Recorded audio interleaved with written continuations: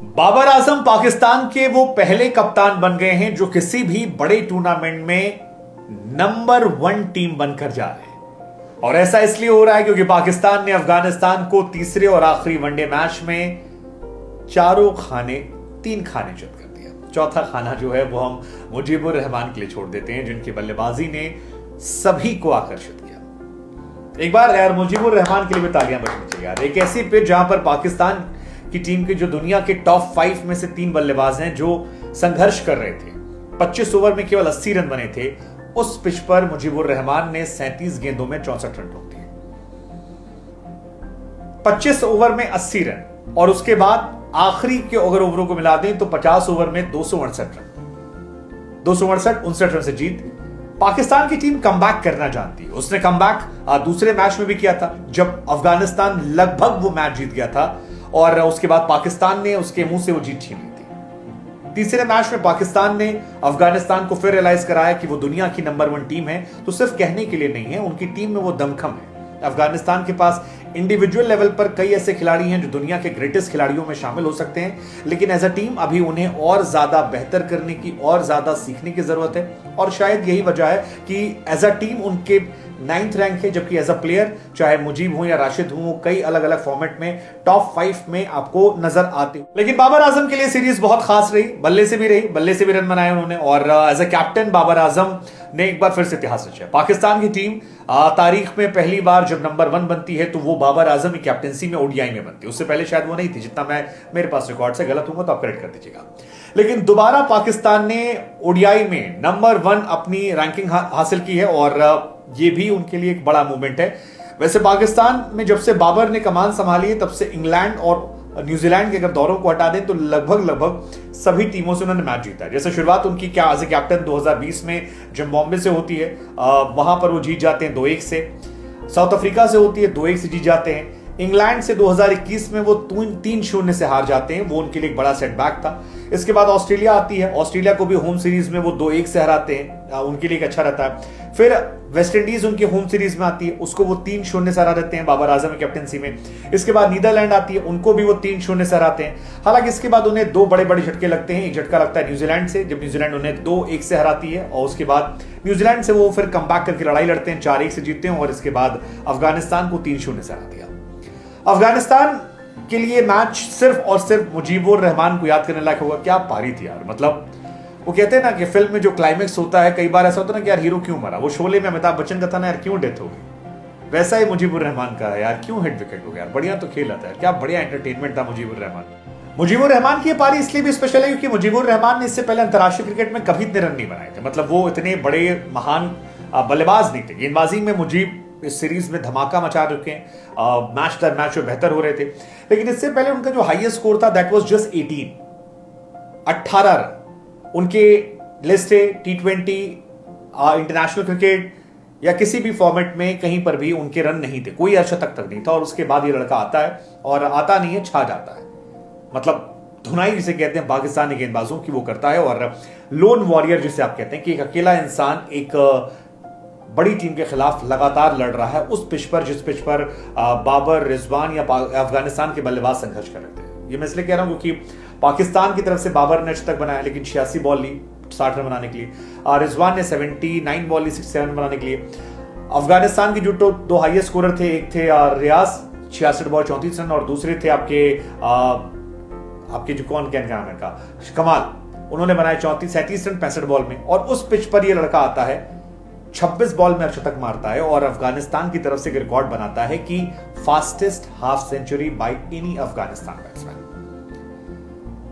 मतलब ये अपने आप में बहुत स्पेशल है। हालांकि इतनी अच्छी पारी का जो एंड है वो इतना दुखद होगा ये शायद किसी ने सोचा नहीं था, लेकिन ये भी अपने आप में रिकॉर्ड था। वो फर्स्ट पाकिस्तानी बैट्समैन है जो इस तरह से अनफॉर्चुनेट तरीके से रन आउट होकर stumping fumble Mujeeb hit wicket हुए।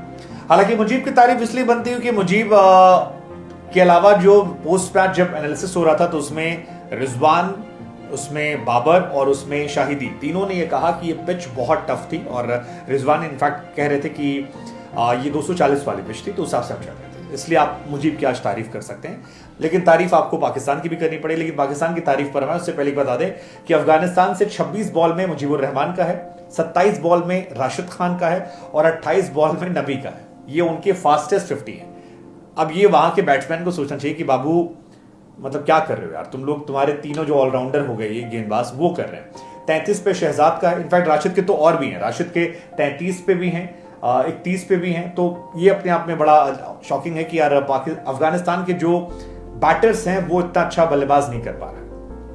इस मैच की बात की जाए तो मोहम्मद रिजवान को मैन ऑफ द मैच का खिताब दिया गया। रिजवान ने शानदार अशतक लगाया था और रिजवान लगातार वनडे क्रिकेट में पाकिस्तान के लिए एक एसेट साबित हो रहे हैं। पाकिस्तान के लिए उन्होंने वनडे क्रिकेट में अपने आप को एस्टैब्लिश किया है। बीते 20-20 मैचेस में 708 रन उनके हैं और 47 का एवरेज है, 91 का स्ट्राइक रेट है और 7 हाफ सेंचुरी जो है मार चुके हैं। इसके साथ ही बाबर के साथ उनकी पार्टनरशिप जो थी ये 14वीं ऐसी पार्टनरशिप थी जो 100+ पार्टनरशिप थी।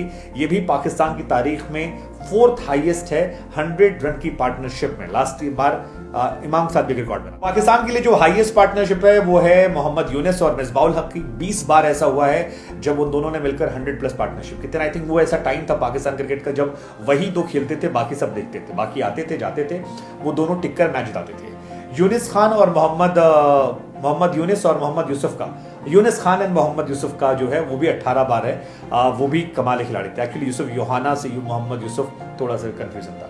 इसके अलावा मोहम्मद यूसुफ भी कमाल के प्लेयर थे। उससे पहले इंजमाम भाई के साथ मिलकर उन्होंने 18 बार किया और इंजमाम यार one of the greatest all time middle order batsman. लेकिन मुझे लगता है उनके साथ के टाइम जो बैट्समैन थे थोड़ा कम स्ट्रगल करते थे। इस बार रिजवान ने मैन ऑफ द मैच जीता। इससे पहले उनकी तरफ से क्या नाम है शादाब जीता था। मोहम्मद रिजवान अब तक पाकिस्तान के लिए 13 बार मैन ऑफ द मैच का खिताब जीत चुके हैं और ये भी हाईएस्ट है शादाब खान के डेब्यू के बाद से, क्योंकि शादाब 14 बार और शादाब के बाद बाबर है और बाबर के बाद रिजवान है। सो ये भी एक अपने आप में एक रिकॉर्ड है जो पाकिस्तान क्रिकेट के लिए बेहतर है। लेकिन इस मैच की बात करें तो पाकिस्तान ने पहले बल्लेबाजी शुरू करी। फखर जमान एक कंसर्न बन रहे हैं क्योंकि वो नहीं चले आज भी। इमाम पिछले मैच में बढ़िया खेले थे, आज नहीं चले। लेकिन फकर का विकेट गिरना थोड़ा सा एक स्ट्रगल था। फकर ने हालांकि शुरुआत अच्छी की थी, 5 चौके मारे थे, 27 रन बनाए, 13 रन जो थे वो बनाए इमाम ने, लेकिन दोनों को गुलबुद्दीन ने आते ही थैंक यू सो मच कर दिया और उसके बाद एक बड़ी पार्टनरशिप जो है वो बाबर और रिजवान के बीच में देखने को मिली हमें। 162 रन पर 2 विकेट था जब बाबर रिजवान खेले थे, लेकिन उसके बाद पाकिस्तान में विकेटों की झड़ी लग गई और 189 for 6 हो गया। अब ये भी अपने आप बताने के लिए काफी कि पाकिस्तान का मिडिल ऑर्डर कैसे लैग कर रहा है और मिडिल ऑर्डर में उनके पास क्लैरिटी नहीं है कौन क्या करेगा। इफ्तिखार अहमद को बाहर किया गया था, आगा सलमान, शादाब खान और मोहम्मद नवाज जो है वो खेल रहे थे, लेकिन आज भी स्ट्रगल देखने को मिला। बाबर आउट होते हैं, फिर रिजवान आउट होते हैं, सऊद शकील आउट होते हैं, शादाब भी आउट होते हैं। शादाब ने पिछले मैच में शानदार पारी खेली थी। जैसे तैसे आगा सलमान और मोहम्मद नवाज की पारी की बदौलत टीम जो है 268 पहुंचती है। अफगानिस्तान में आज गेंदबाजों में कोई खास प्रदर्शन नहीं रहा। फारूकी एवरेज रहे, मुजीब एवरेज रहे, केवल गुलबुद्दीन जो है उन्होंने 2 विकेट निकाले जो क्रूशियल थे। लेकिन इसके बाद खेल शुरू होता है पाकिस्तान की तरफ से। फहीम अशरफ ने शुरुआत की, आउट किया रहमानुल्लाह गुरबाज को, वो बहुत क्रूशियल विकेट था। इब्राहिम जादरान जो बड़ा विकेट था उनको भी अशरफ ने आउट किया और इन अशरफ को ही धुनाई जो है वो बाद में मुजीब ने की थी। तो फहीम अशरफ वाज गुड, उनकी शुरुआत बहुत अच्छी थी। शुरुआत जबरदस्त गेंदबाजी की, 5 ओवर में आई थिंक उन्होंने मुश्किल से 15-20 रन दिए थे 2 विकेट निकालने में। मतलब पावर प्ले में जो डेडली बॉलिंग थी आज फहीम अशरफ की देखने को मिली, बिल्कुल कमी नहीं खलने दी उन्होंने दोनों नसीम की, हारिस की। जूनियर जो थे वो इकोनॉमिकल थे 35 रन देकर, बाकी जो गेंदबाज थे ठीक थे। लेकिन Shadab Khan was at prime, 10 over 37 run 2 wicket और मोहम्मद नवाज 9-45-2, वो भी एक शानदार गेंदबाजी का प्रदर्शन जो था देखने को मिला। सवाल ये कि पाकिस्तान में मिडिल ऑर्डर में कब तक कंसर्न रहेगा। इफ्तिकार बैटिंग कर लेते हैं तो वो मतलब कई सारे उनके इफ बट उनके लिए क्वेश्चन है। पाकिस्तान ये सीरीज भले ही 3-0 से जीत गई हो, लेकिन उनके पास क्वेश्चंस बहुत सारे। जैसे एक क्वेश्चन उनके पास है कि उनका मिडिल ऑर्डर अब तक क्लियर नहीं हुआ। दूसरा क्वेश्चन ये है उनके टॉप ऑर्डर में जो टॉप बल्लेबाज हैं वो हर मैच में नॉक नहीं कर रहे हैं। और इसमें अच्छी बात यह कि अफगानिस्तान के गेंदबाज अच्छे हैं, तो आप सारा क्रेडिट पाकिस्तान के बल्लेबाजों से नहीं ले सकते कि खराब खेल रहे हैं, वो अच्छा खेल रहे हैं, लेकिन सामने वाली टीम भी मजबूत है।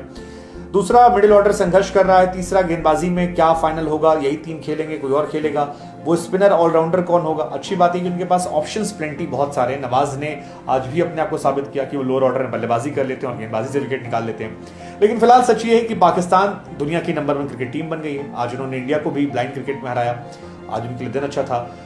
अफगानिस्तान से पिछले मैच में जो कुछ हुआ था, फारूकी वाला इंसिडेंट, उसके बाद ग्रेस की बात चली थी, तो पाकिस्तानी मजाक भी उड़ा रहे हैं कि पाकिस्तान ने ग्रेसफुली ये मैच जीत लिया। लेकिन ठीक है, अफगानिस्तान के अपने लेसन हैं, पाकिस्तान के अपने लेसन हैं, और आगे सीरीज जो है एशिया कप की है। लेट्स जस्ट सी कि क्या होता है एशिया कप में। इस सीरीज में तो हो गया मामला, लेकिन एशिया कप में क्या होता है और कैसे वहां पर पाकिस्तान अफगानिस्तान जो है वो आते हैं। हालांकि दोनों को फायदा मिलेगा, दोनों वहीं खेल रहे हैं कोलंबो में, तो शायद उन्हें फायदा मिले। लेकिन लेट्स जस्ट सी 2 तारीख क्या होता है इंडिया वर्सेस पाकिस्तान में, क्या होगा, एक तरफा